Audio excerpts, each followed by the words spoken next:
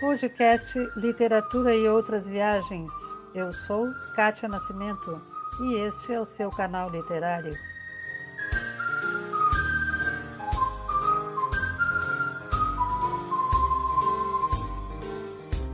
Estamos de volta com a Literatura e Outras Viagens, né? Que esse eu acho que é o primeiro podcast do ano. Olha só que honra.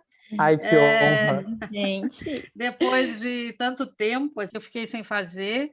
Aconteceram muitas coisas, mas também aconteceu de muitas pessoas pedirem para que eu continuasse gravando, né? É interessante ouvir outras pessoas, outros escritores, como é que as coisas andam, né? Na arte, na literatura, na arte de modo geral. Então, eu resolvi começar com duas pessoas que eu gosto muito, sou fã, porque ajudei no processo de crescimento, né?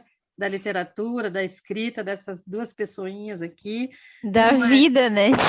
Da vida, olha que legal, da vida, né? Uma é a Renata Ceci, que é minha sobrinha neta, tenho orgulho de dizer que é minha sobrinha neta, que tem um nome artístico de Ceci Severo. Ela que é escritora, ela é atriz, ela é roteirista, ela é desenhista, é uma desenhista maravilhosa. E ela tem 16 anos, isso é a coisa mais importante de dizer aqui, que ela faz tudo isso e só tem 16 anos. O outro é o Leonardo Pereira Coelho Lage, que hoje que eu descobri que ele tem todo esse nome, porque eu chamava ele de Leonardo, de Léo, na verdade, Léo Lage. Pode chamar de Léo Lage, Léo Coelho, tá tudo certo. Pode chamar de Léo Lage. O Léo, ele é um pouquinho mais velho que a Renata, né? 17 anos. 17 anos, e o Léo também é um escritor, o Léo é um poeta, o Léo é um roteirista, e o Léo está fazendo faculdade de cinema, isso é maravilhoso. E nós ficamos há algum tempo estudando, meio que estudando, a gente se encontrava, acho que na pandemia, né? A gente se fazia antes da pandemia já, né? A gente fazia... Foi antes da pandemia, e aí no período da pandemia também a gente... Só que aí ocorreu vários imprevistos. Muitos imprevistos, né? Mudanças. Sim, nossa. Mas a gente aproveitou, né? A gente aproveitou. Com certeza. Sim. Aproveitamos, nossas reuniões sobreviveram. A gente primeiro estudava espanhol, né? Que eu também sou professora de espanhol, dava aula para eles de espanhol, para dizer que o Léo mora hoje no Rio de Janeiro e a Renata mora em Guaíba, no Rio Grande do Sul. Então, nossos encontros sempre foram online, né? Os encontros eram divertidos, eram entusiasmados, né? Com discussões, com... Bem legal. Interessantes, dinâmicos. Dinâmicos, né? Dinâmicos. Até o espanhol também era, né? Era bem bacana, né? Eu gostava bastante de fazer isso. E vocês sabem que eu acho interessante, eu gosto muito de trabalhar com adolescente. Vocês já estão passando da adolescência quase, né? Porque tem que haver uma saída, né, para isso tudo. E a saída me parece que ainda está em como é que a gente interpreta as coisas, interpreta o mundo, né? Então, os mais velhos, entre aspas, né, porque eu sou só um pouquinho mais velho, eles têm essa obrigação, né, de passar para os mais novos, ensinar os mais novos a como fazer essa interpretação, né? Mostrar o caminho, né? Mostrar o caminho para que vocês mesmos façam, né? Consigam interpretar de maneira que consigam se libertar de um monte de coisas, né? De preconceitos, de um monte de coisa, enfim. Todas essas coisas que a gente está passando hoje, a gente precisa se libertar, né? Eu acho que também tem a troca de conhecimentos, né, que a gente chama. Vocês nos ensinam coisas e também a gente ensina para vocês, que é o importante, né? Isso. Essas coisas de preconceito, às vezes as pessoas não têm as mesmas visões e a gente pode ensinar algumas coisas para eles, porque acho que a nossa geração, ela iguala mais as pessoas, né? Então, a gente muda a percepção, ou pelo menos tenta mudar de algumas pessoas. Que legal isso. Tu acha que a geração de vocês iguala mais as pessoas? Bacana isso, pensar isso, né? Pelo menos há uma grande tentativa, né? Que antigamente isso nem se tentava, né? Não existia essa discussão, né? Não se fazia essa discussão. Eu acho que preconceito... todo mundo tem um pouco, mas a gente precisa se dar conta que tem o preconceito e perceber que isso não é legal, né? Então, a gente só vai fazer isso fazendo discussões a respeito, né? O que tu acha disso, Léo? Eu acho a mesma coisa, assim, a gente tem, a minha geração consolidou um transformismo, assim, que inclusive vem já da tua, já de um movimento, mas eu vejo muito, até na própria faculdade, questões que eu já tinha até discutido com vocês, de como cada pessoa tem o seu olhar de mundo, e como muda muito, assim, detalhes pequenos só de olhar por olhar. E eu acho que, assim, esse transformismo, ele se intensificou nessa última geração, por vários fatores, vários e vários fatores. Então, eu concordo muito com a Ceci. Bacana. O Léo chama a Renata de Ceci, né? Eu não consigo ainda chamar a Renata de Ceci, mas quem sabe, né? Um dia. E aí, mas o que levou vocês a toda essa arte? Eu sei que tem um envolvimento, o Léo tem envolvimento com a mãe dele, que também é uma artista, né? Te inspira bastante, né, Léo? Ajuda bastante vocês a fazerem isso, né? A Renata também tem uma família de muitos artistas, mas também com mais dificuldades, né? Para conseguir avançar nisso. Então, como é que vocês conseguiram fazer essas coisas? Contem aí para nós. Eu acho bom que vocês contem para que outras pessoas da idade de vocês ouçam, né? E se inspirem nas histórias de vocês. Não, assim, eu tenho o privilégio da minha mãe ter me criado com bastante incentivo à arte. Eu acho que isso é um dos pontos chaves, assim, dessa minha carreira artística, foi que eu sempre reconheci a arte como um modo natural, sempre tive um respaldo da arte na minha vida, mesmo tendo uma arte muito diferente da minha mãe. E eu acho que, justamente por isso, por estar envolvido nessa criação, até por ter visto a arte como algo alcançável e acessível, seja lá detalhes, seja lá coisas grandes, a arte, para mim, tem muito a ver com voz, com muito a ver com o que a gente representa, até ligando com esse nosso último assunto e tal. E eu gosto de representar coisas, eu gosto de dar voz às coisas, de transformar coisas. A arte, eu acho que tem essa pegada de conectar o imaginário com o real, ser o espelho da realidade. Então, eu me inspiro muito nisso. Eu tive a honra de ser criado com parte dessa arte na minha criação e ter encontrado a Kátia para guiar e encontrar a minha própria arte. Ai, que legal! Que bacana, que bacana. E tu, Renata, fala aí. Então, como tu citou, né, eu nasci numa família de artistas, né, cada um fazia alguma coisa, ou faz até hoje, mas que nunca deram continuidade àquilo. Não estou, né, generalizando, porque tu é minha tia e é escritora, e outras pessoas também deram continuidade. Mas, assim, acho que a primeira contato que eu tive com a arte foi quando eu estava dentro da barriga da minha mãe. E o meu pai colocava música para eu ouvir. E aí, segundo ele, né, eu chutava e etc. E a partir daí, eu começava a ouvir muita, muita, muita, muita música. E nunca parei de ouvir música. Tanto que acho que a coisa que eu mais gosto de fazer assim na vida é ouvir música. Eu não passo um dia sem ouvir alguma coisa, porque senão eu não me sinto bem. A partir daí, eu comecei a desenhar já com 5, 6 anos. Mas eu não dei continuidade àquilo, né?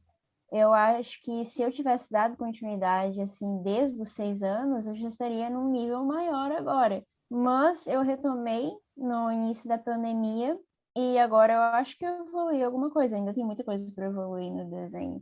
E o teu pai também desenhava, né, Renata? Não sei se ele desenha ainda. O meu pai desenhava, o meu avô biológico desenhava, a minha avó biológica era pintora. E então sempre tem essas influências, né? E eu concordei muito com o que o Léo disse da nossa voz, né, representar pela arte. Porque eu acho que a arte ela é muito subjetiva, né? Então a gente tem que tornar ela objetiva, não obrigatoriamente, mas passar para algumas pessoas o que tem dentro de ti. E a forma melhor é fazendo arte. Então, estou aqui com 2 artistas. Olha que privilégio meu. E que mais? Que mais? Falem aí, vamos falando. Quais são os planos para o futuro, então? O que tu está fazendo, Renata? Começa você, Renata, agora. Tá bom.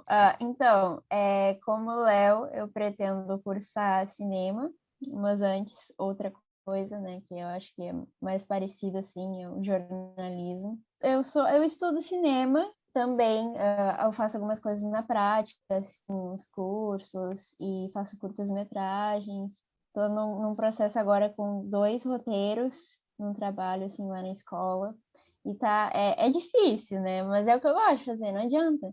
E por mais que demande muito tempo, muita cabeça, assim, é muito bom, porque eu sou da parte do roteiro, então tu tem que criar histórias, tu tem que inventar personagens, e a partir do momento que tu começa a criar, tu entra dentro da história e tu não consegue parar de pensar naquilo. Enquanto tu não terminar o curta, enquanto tu não terminar o roteiro, tu fica louco, assim, pensando o tempo inteiro em como tu pode melhorar aquele personagem, ou como que o outro personagem pode existir, o cenário, a cor, a música, tudo tu vê cinematograficamente.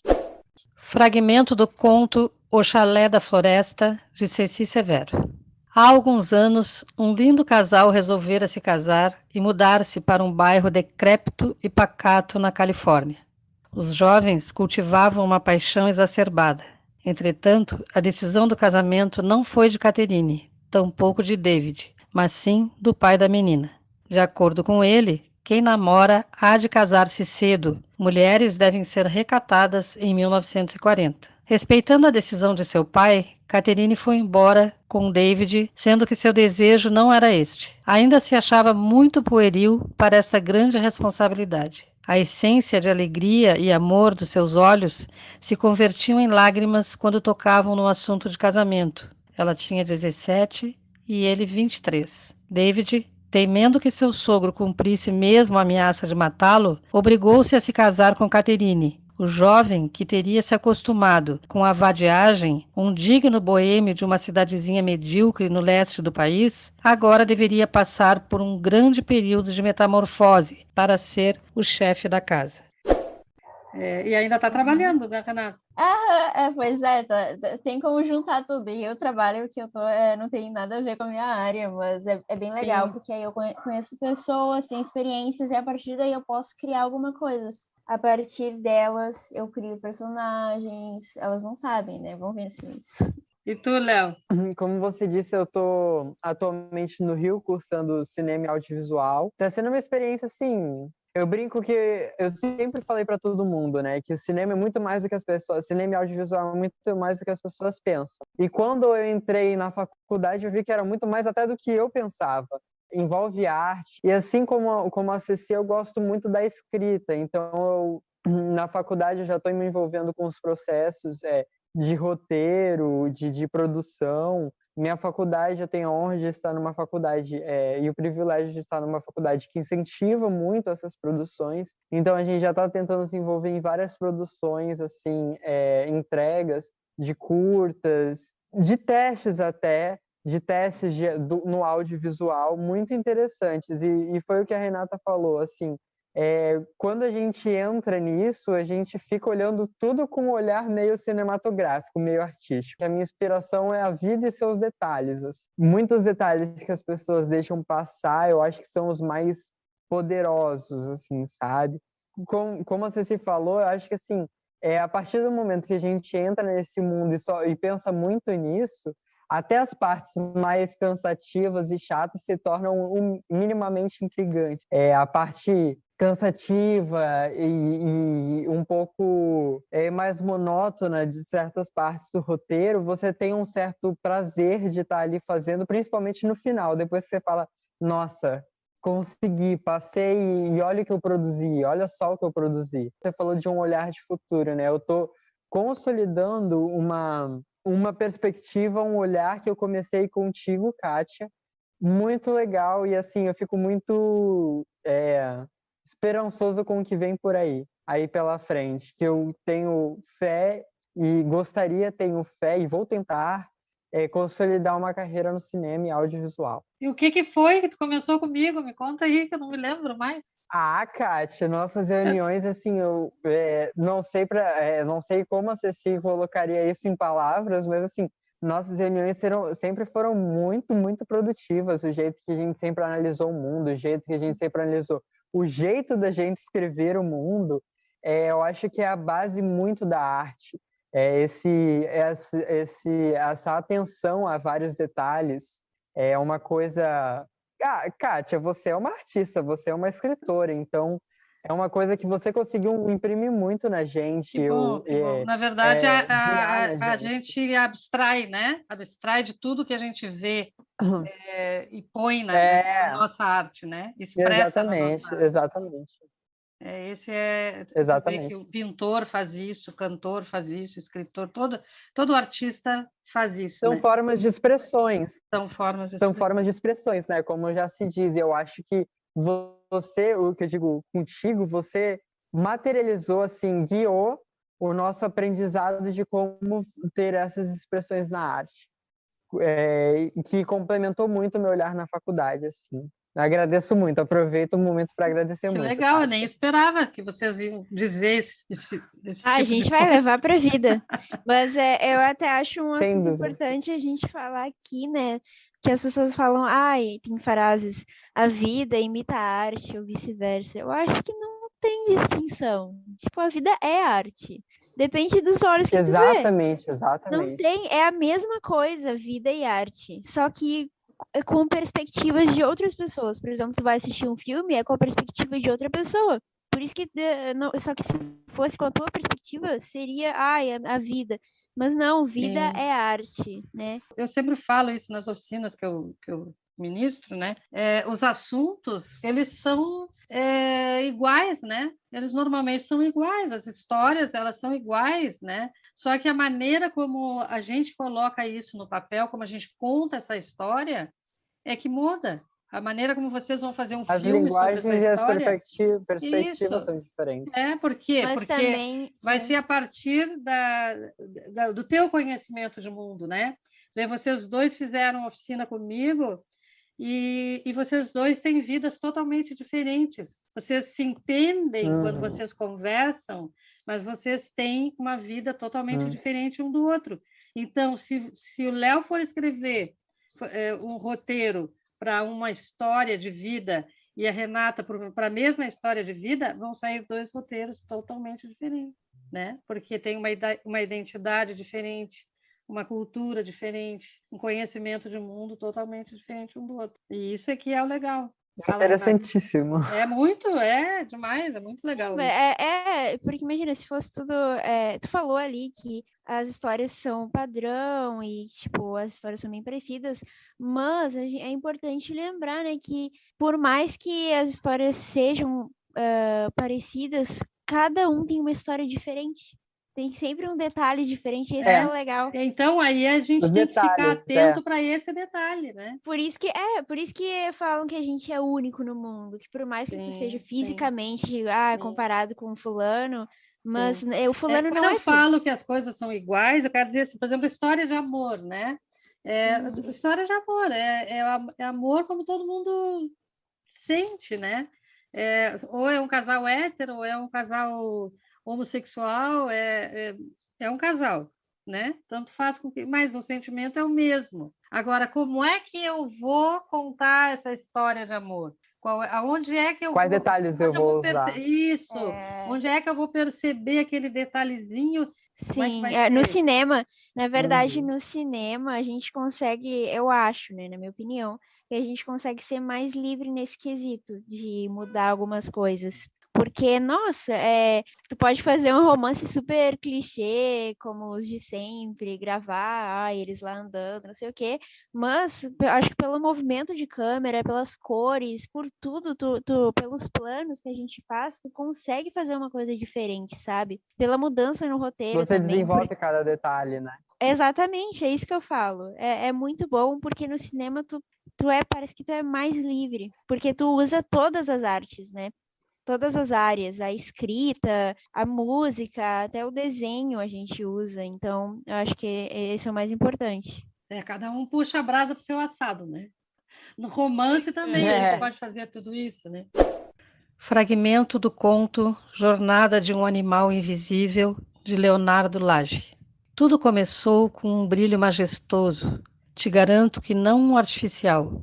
Havia um brilho atrativo, nem ouse em pensar algo relacionado a nascimento. Era um brilho dançante e colorido ao ponto de fazer barulho. A atração era de tal forma que despertei lento de meu sono embaixo de uma árvore. Sem nem duvidar, me direcionei àquilo que produzia tantos cheiros ao ponto de me confundir, luz ao ponto de me cegar, barulhos ao ponto de me assustar.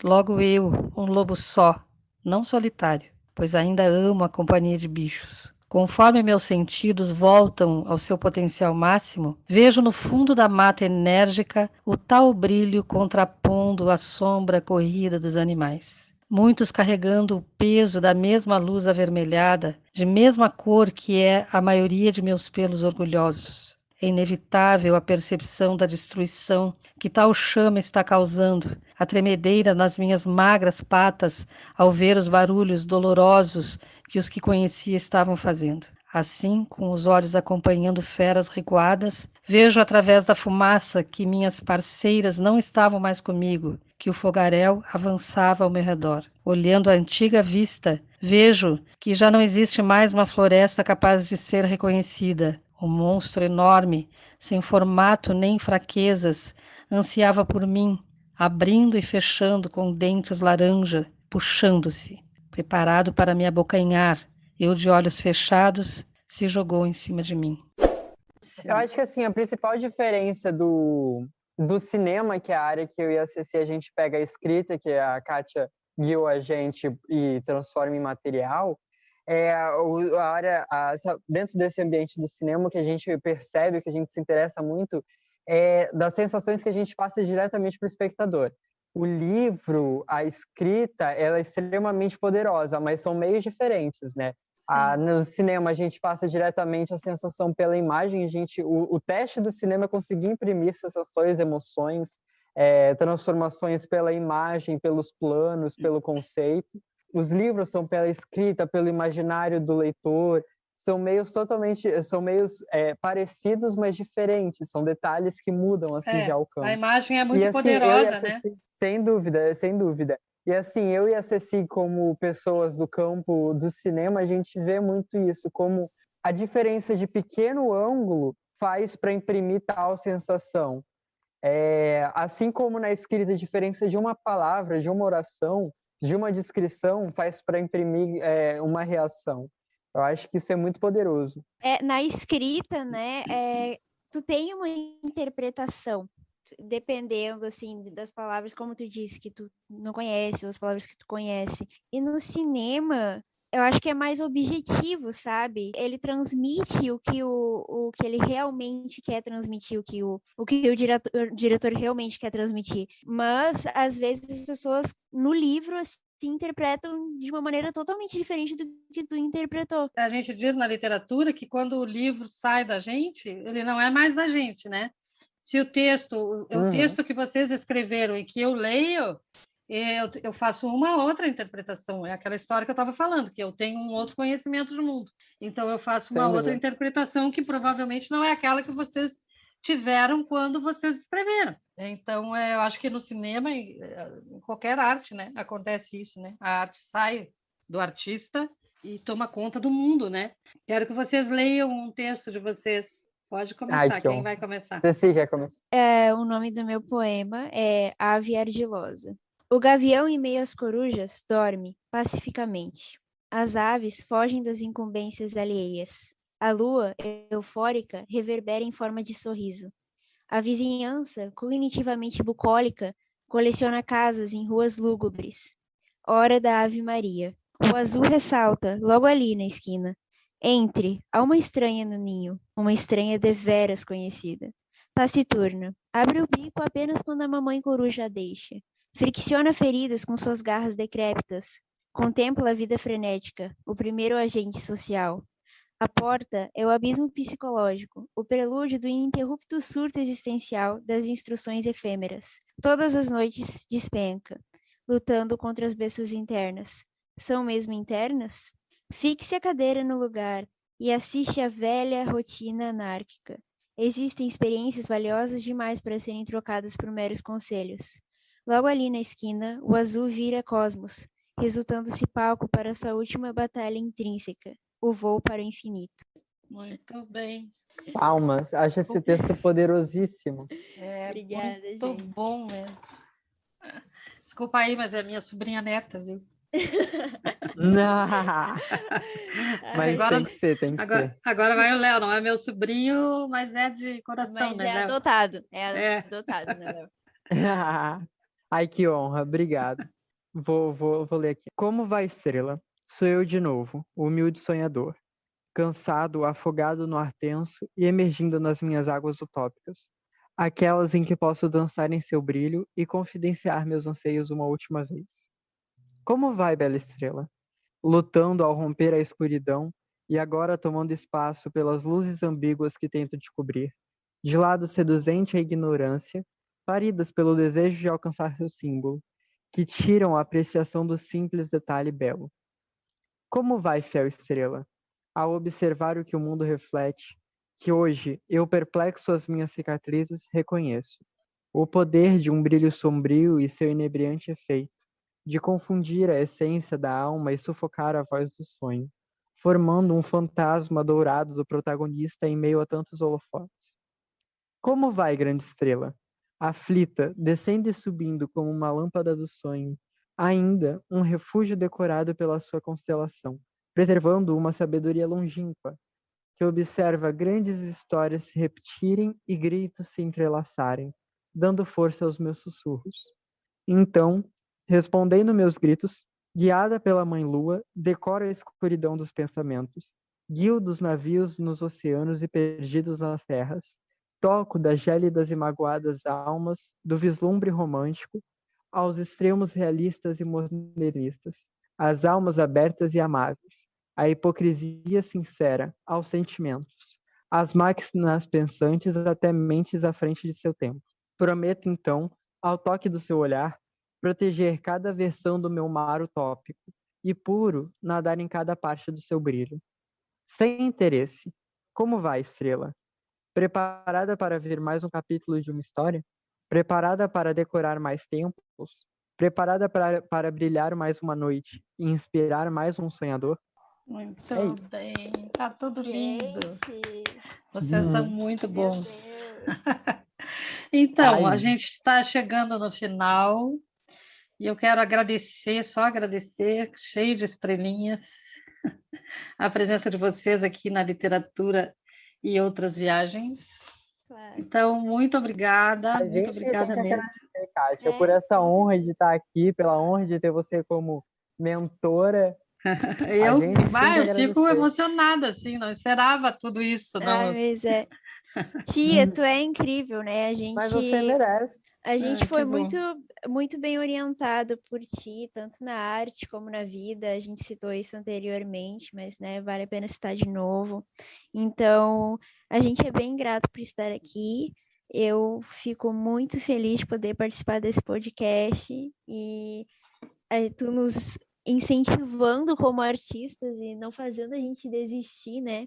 Então, assim, ó, espere que um dia eu e o Léo a gente vai fazer um filme juntos, tá? E aí tu vai estar na primeira fila. Que legal. Com certeza, então, com certeza. Então tá bom, beijo para vocês. Beijo. Tá bom? Tchau, tchau. Beijo, Kátia, beijo, Ceci. Muito obrigado, viu, gente?